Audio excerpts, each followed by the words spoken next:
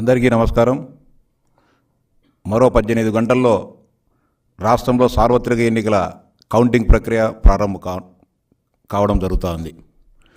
ఓటమి భయంతో వైఎస్ఆర్సీపీ నాయకులు అవాకులు చవాకులు పేలుతూ ఒకవైపు తెలుగుదేశం పార్టీ నాయకులను శ్రేణులను అదేవిధంగా ప్రజలను కూడా భయోత్పాతానికి గురి చేస్తూ మరోవైపు ఎన్నికల ప్రక్రియలో పాల్గొంటున్న ప్రభుత్వ ఉద్యోగులను కూడా మీ అంతు చూస్తామని చెప్పి బెదిరించడం జరుగుతూ ఉంది.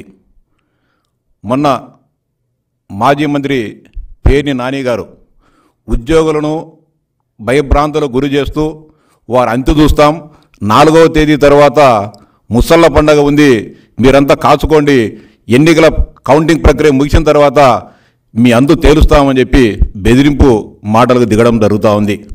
ఓటమి భయంతో ప్రజాస్వామ్యబద్ధంగా ఎన్నికలు జరిగిన ఈ ప్రక్రియలో ఒకవైపేమో మేము గెలుస్తూ ఉన్నాం, ఈ నెల 9వ తారీఖున విశాఖపట్నంలో ప్రమాణ స్వీకారానికి మేము సిద్ధమవుతున్నామని చెబుతూ మరోవైపు దింపుడు గల్లెం ఆశతో ఏది ఏమైనప్పటికీ కూడా ప్రజలు వైఎస్ఆర్సీపీని చీత్కరించారని స్పష్టంగా తెలుసుకున్న వైఎస్ఆర్సీపీ నాయకులు ఏదో విధంగా కౌంటింగ్ ప్రక్రియను భగ్నం చేయాలి, కౌంటింగ్ ప్రక్రియలో పాల్గొనే ఉద్యోగులందరినీ కూడా లొంగ తీసుకొని బెదిరించుకొని కౌంటింగ్ ప్రక్రియలో లాభం పొందాలని ఒక దుష్ట ఆలోచనతో బెదిరింపులకు పాల్పడడం జరుగుతూ ఉంది.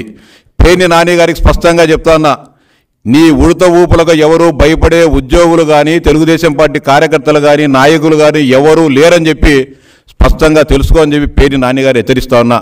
గత 5 సంవత్సరాలుగా అనేక రకాలుగా తెలుగుదేశం పార్టీ నాయకులను కార్యకర్తలను వేధించారు, ఇబ్బందులు పెట్టారు, బెదిరించారు, దాడులు చేశారు, జైల్లో పెట్టినా కూడా మొక్కవోని ధైర్యంతో ప్రతి ఒక్క కార్యకర్త కూడా మీకు ఎదురెడ్డి పోరాడడం జరిగింది.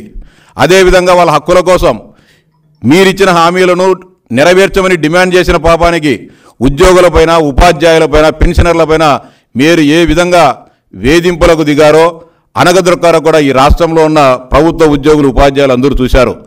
దాదాపు 5,60,000 మంది ప్రభుత్వ ఉద్యోగులు ఉపాధ్యాయులు పోస్టల్ బ్యాలెట్ ద్వారా మీ ప్రభుత్వానికి వ్యతిరేకంగా ఓటు వేయడం జరిగింది. ఆ ఫ్రస్ట్రేషన్లో, ఆ గందరగోళంలో ప్రభుత్వ ఉద్యోగులు రాష్ట్ర ప్రభుత్వానికి వ్యతిరేకంగా వైఎస్ఆర్సీపీకి వ్యతిరేకంగా ఓటు వేశారని ఒక దుగ్ధతో, కోపంతో వారిని బెదిరించే ప్రక్రియకు మీరు శ్రీకారం చుట్టడం జరుగుతోంది. మీ బెదిరింపులకు ఏ ఉద్యోగి ఉపాధ్యాయుడు ఎవరు భయపడరు. ఖచ్చితంగా తెలుగుదేశం పార్టీ ప్రతి ఒక్క ఉద్యోగికి ఉపాధ్యాయులకు అండగా ఉంటుంది. ఖచ్చితంగా వారు స్వేచ్ఛాయుత వాతావరణంలో ఎన్నికల కౌంటింగ్ ప్రక్రియను సజావుగా జరిపించాలని చెప్పి తెలుగుదేశం పార్టీ సవినయంగా విజ్ఞప్తి చేస్తూ ఉంది. అంతేకాకుండా సజ్జల రామకృష్ణారెడ్డి గారు కూడా గత 4 రోజుల క్రితం కౌంటింగ్ ఏజెంట్లుగా పోయేవారు రూల్స్ గీల్స్ ఏమీ పాటించకూడదు, మేము ఏమి చెప్తే దాని ప్రకారమే ఓటు లెక్కింపు చేయాలి, అలాంటి వారు మాత్రమే దాడులు దౌర్జన్యాలకు దిగేవారు మాత్రమే కౌంటింగ్ ప్రక్రియకు వెళ్ళండి అని చెప్పి సిగ్గు ఎగ్గు లేకుండా సజ్జల రామకృష్ణారెడ్డి గారు చెప్పడం జరిగింది. దానిపైన రాష్ట్ర ఎన్నికల సంఘం ఆదేశాల మేరకు పోలీసులు కేసు నమోదు చేసినా ఇంతవరకు సజ్జల రామకృష్ణారెడ్డిని అరెస్టు చేయకపోవడం విచారకరం. రాష్ట్ర పోలీసు ఉన్నతాధికారులను డిమాండ్ చేస్తూ ఉన్నాం, ఖచ్చితంగా సజ్జల రామకృష్ణారెడ్డి లాంటి వ్యక్తులు రేపు ఎన్నికల కౌంటింగ్ రోజున బయట ఉంటే ఉద్రిక్తతలను రెచ్చగొట్టే అవకాశం ఉంది. కాబట్టి రేపు సజ్జల రామకృష్ణారెడ్డి గారిని, పేర్ని నాని గారిని, వారిద్దరిని కూడా పోలీసుల అదుపులో పెట్టుకోవాలని చెప్పి, పోలీస్ కస్టడీలోకి తీసుకోవాలని చెప్పి డిమాండ్ చేస్తూ ఉన్నాం.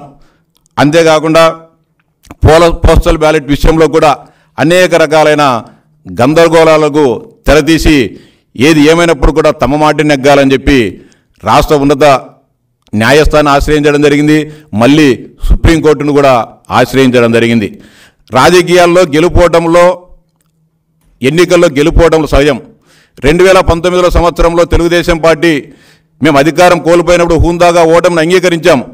ఆ రోజు కూడా ఆ ఎన్నికల్లో మాకు అనేక మంది మెజారిటీ ప్రభుత్వ ఉద్యోగులు ఉపాధ్యాయులు వ్యతిరేకంగా ఓటు వేయడం జరిగింది. ఏ రోజు కూడా మేము వాళ్ళని బెదిరింపులకో లేకుంటే భయపెట్టాలనే ప్రయత్నం చేయలేదు. ఆ ఎన్నికను మేము హుందాగా ఓటమిని అంగీకరించాం. ప్రజాస్వామ్యబద్ధంగా ఈ ప్రభుత్వం చేసే అవినీతి అరాచక పాలనకు వ్యతిరేకంగా ప్రజా సమస్యల పరిష్కారం కోసం ప్రజా ఉద్యమాలు చేశాం, పోరాడం, ప్రజలకు అండగా నిలిచాం. ఎన్నికను హుందాగా స్వీకరించుకోకుండా ఎన్నికలో ఓడిపోతామని స్పష్టంగా తెలుసుకున్న నాయకులు అంటే మీ మాటల ద్వారా మీ చేతల ద్వారా మీ వ్యవహార శైలి ద్వారా, మీ భావోద్వేగాల ద్వారా మీరు ముందే ఓటమిని అంగీకరించినారనేది స్పష్టంగా తెలుస్తూ ఉంది. ఖచ్చితంగా రేపు జరిగే ఎన్నికల్లో తెలుగుదేశం పార్టీ ఎన్డీఏ కూటమి అఖండ విజయం సాధించబోతోంది. రేపు ఈ సమయానికల్లా రాష్ట్రంలో ప్రజాస్వామ్యం పునరుద్ధరించబడుతుంది. ఆంధ్రప్రదేశ్ ప్రజానీకానికి ఖచ్చితంగా స్వేచ్ఛా స్వాతంత్రాలు లభిస్తాయని ఆశిస్తూ ఉన్నాం. ఆ మేరకు ఈ రాష్ట్ర ప్రజలు తీర్పు ఇవ్వడం జరిగింది. ఖచ్చితంగా ఎన్డీఏ కూటమి రేపు ఈ సమయానికల్లా రాష్ట్రంలో మంచి మెజారిటీతో ప్రజల ఆశీస్సులు పొందుతుందని చెప్పి స్పష్టంగా తెలియజేస్తా ఉన్నాం.